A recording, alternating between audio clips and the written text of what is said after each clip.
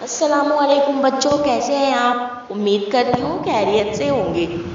आज हम पढ़ेंगे माहौल का मुताल्ला और हमारे सबक का नाम है हमें हवा की ज़रूरत। तो आइए हम लोग इस सबक पर कुछ रोशनी डालते हैं। देखिए बच्चों, मैं पढ़ूंगी और साथों साथ आपको समझाती चलूंगी, आप लोग ध्यान देंगे। यहाँ पर एक पहेली दी गई है, आइए हम उसको बूझते हैं।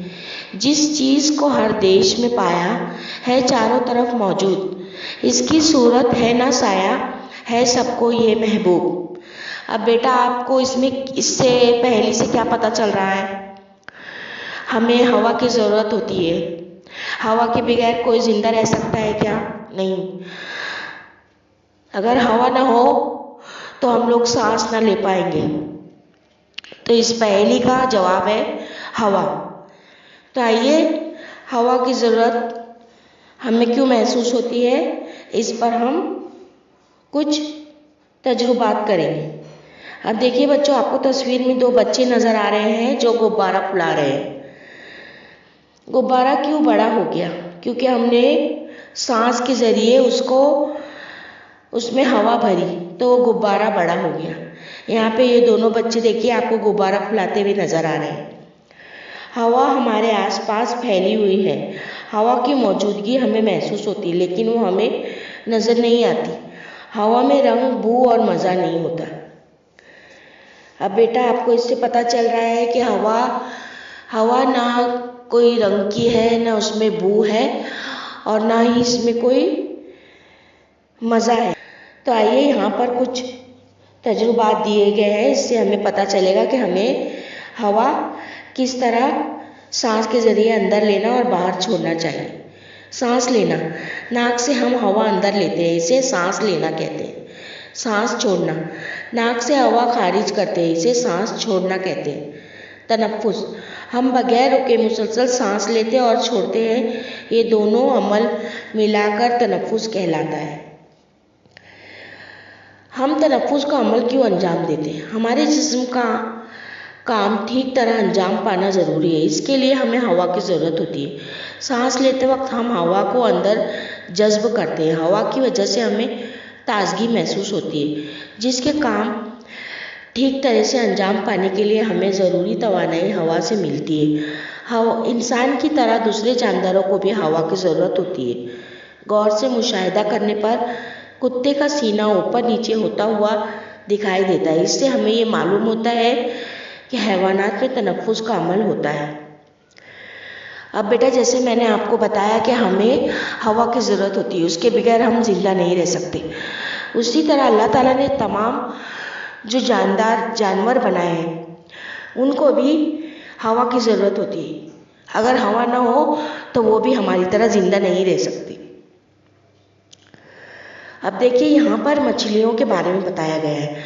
मछलियाँ पानी में रहती है। शक होता है कि वो सांस के ज़रिए हवा किस तरह अंदर लेंगी, लेकिन मछलियाँ पानी में हलशुदा हवा का इस्तेमाल कर सकती हैं। कुछ लोग पानी से भरे हुए कांच के मर्तबान में मछलियाँ पालते हैं। मर्तबान में मौजूद मछलियाँ तनफ्फुस का अमल अंजाम देती है। तनफ्फुस के लिए दरकार हवा मछलियाँ पानी से हासिल करती है, इसलिए मर्तबान में मौजूद पानी में हलशुदा हवा कम हो सकती है। हवा खत्म हो जाए तो मछलियाँ मर सकती है, इसलिए मर्तबान के पानी में हवा मुसलसल छोड़ी जाती है। इसी वजह से मर्तबान में से मुसलसल बुलबुले उभरते नज़र आते हैं। अब बेटे आपने देखा होगा मछलियों की दुकान में हम लोग अक्सर देखते हैं कि वहाँ पर वो लोग एक ऑक्सीजन टैंक लगाते हैं छोटा सा, जिसके ज़रिए मछलियाँ हवा अंदर लेती है, तनफ्फुस का अमल करती है। यानी वो मछलियाँ अपने गलफड़ों से सांस लेती और छोड़ती, इसलिए अगर ऑक्सीजन ना मिले तो वो मर जाया करती। अब बेटा अब यहाँ पर आपको एक गिलास के ज़रिए बताया गया है कि हमें किस तरह हवा का इस्तेमाल करना चाहिए। एक गिलास में आधे से कुछ ज़्यादा पानी लो। अखबार का छोटा सा टुकड़ा लो, इसकी एक बालिश लंबी नलकी बनाओ। इसका एक सिरा गिलास में मौजूद पानी में डुबा दो, दूसरे सिरे से गिलास में फूको। तुम्हें क्या मालूम होगा, गिलास के बुलबुले में पानी पैदा होती गिलास के पानी में बुलबुले पैदा होते हैं। इससे क्या जाहिर होता है? फूंकने से हवा पानी में दाखिल हुई, वो बुलबुलों की शक्ल में खारिज हुई। अब देखिए बेटा, अक्सर आप ये तजुर्बा घर में भी कर सकते हैं। देखिए, आप एक गिलास में पानी भरिए और उसमें एक नलकी, अखबार के टुकड़े से एक नलकी बना लीजिए और उसमें आप सांस अंदर की तरफ छोड़ेंगे तो आपको बुलबुले उठते हुए नजर आएंगे। इससे क्या जाहिर होता है बेटा? इससे जाहिर होता है कि हवा में मौजूद जो बुखारात होते हैं वो उठते हुए नजर आते हैं। हवा हर जगह मौजूद होती है।